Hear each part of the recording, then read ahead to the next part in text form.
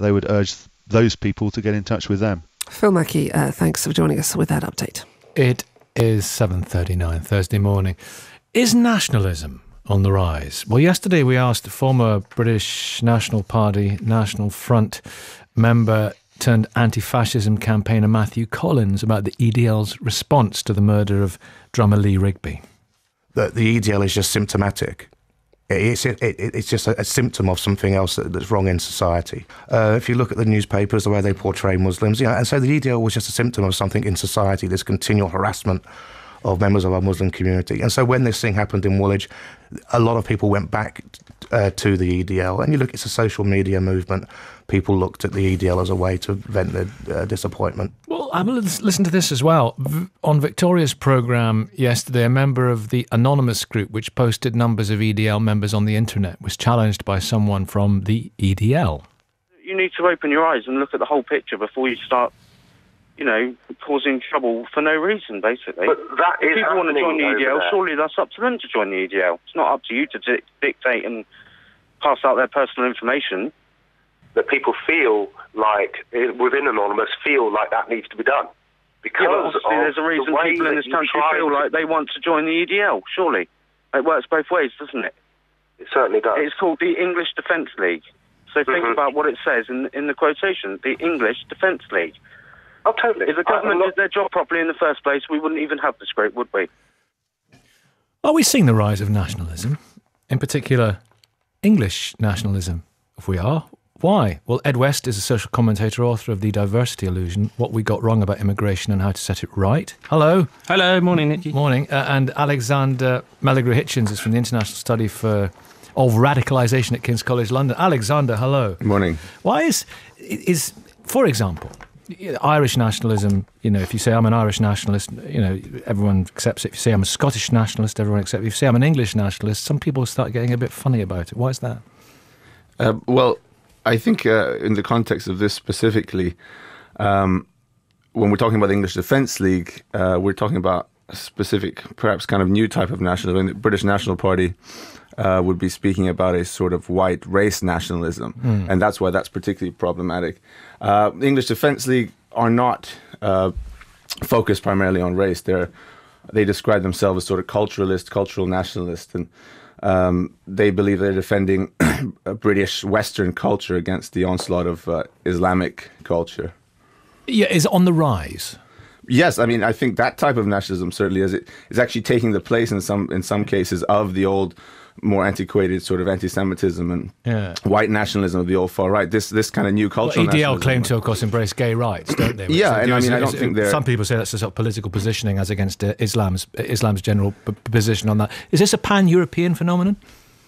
I'll leave it to Ed, I think. I think in terms of English nationalism, EDL, I wouldn't say it's the English nationalists as such. They don't really have a sort of coherent philosophy in the way that nationalist movements traditionally had, especially in the 20th century. The EDL are, in plain terms, a response to very large-scale immigration, especially from Muslim countries. That is very unsettling to people. They developed in Luton, which is a town with a very sort of large Muslim minority now, and a lot of social problems. And a lot of their gripes are understandable. And as a response to this, and as particularly in response to some of the sort of more aggressive... A lot of their gripes are understandable. Which of their gripes do you think are most understandable? Well, I mean, if you came from a town like Luton where, this is not the sort of diversity that those people, including myself, living in sort of middle-class area of London experience with lots of nice restaurants. This is basically a large section of people from another part of the world with a vastly different culture,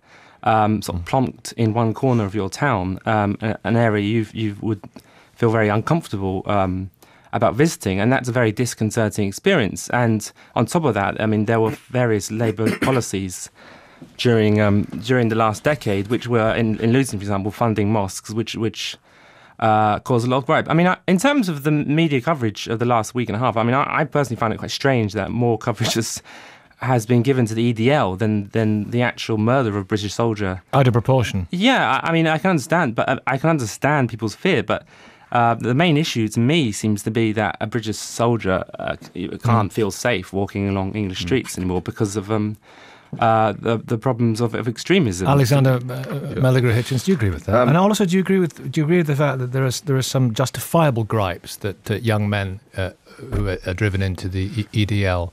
Yeah, of course. By? I mean, this is the problem.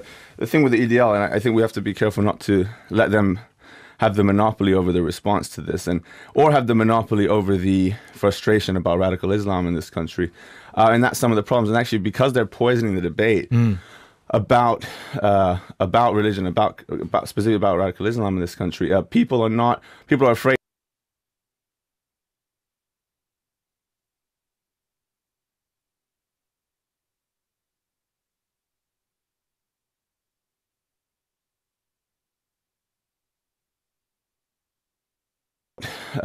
About religion, about specifically about radical Islam in this country, people are afraid to make arguments that sound anything like theirs. And I mean, I think it's all right to have a problem with the fact that Saudi Arabia controls a lot of the mosques in this country and teaches young Muslims in this country Islam on the weekends. I mean, that's not something that you have to be an extremist to have a problem with. And the idea that, the EDL are also not happy with that. But the EDL also say that the existence of halal meat means that there's a conspiracy to Islamize this country. I mean, so we can see the conspiracy theories and the xenophobia coming in when they sort of take advantage of these issues. But we just not let them be the voices of against this. Ed West, just finally, why is it socially acceptable in polite cafe latte drinking circles to say I'm an Irish nationalist, I'm a Welsh nationalist, I'm a Scottish nationalist, but if you say I'm an English nationalist, people would kind of start holding their noses. Yeah. Why is that? The Guardian readers would flee. Why is that? Why? You can even say you're a Cornish nationalist as well. Yeah. I suppose those Celtic countries are seen for understandable reasons as perceived victims, while the English are seen as sort of aggressors and sort of the powerful group within the islands. And English nationalism, I suppose, is basically being tarred by football to a certain extent as well. So people think less of, Elgar and all these sort of traditional sort of ideas of Englishness, even sort of constitutional nationalism that goes back to Magna Carta, and people think of more of drunken guys waving English flags and beating up people. Thank you both very much. Thank you. Thank you. 7:46. BBC Radio 5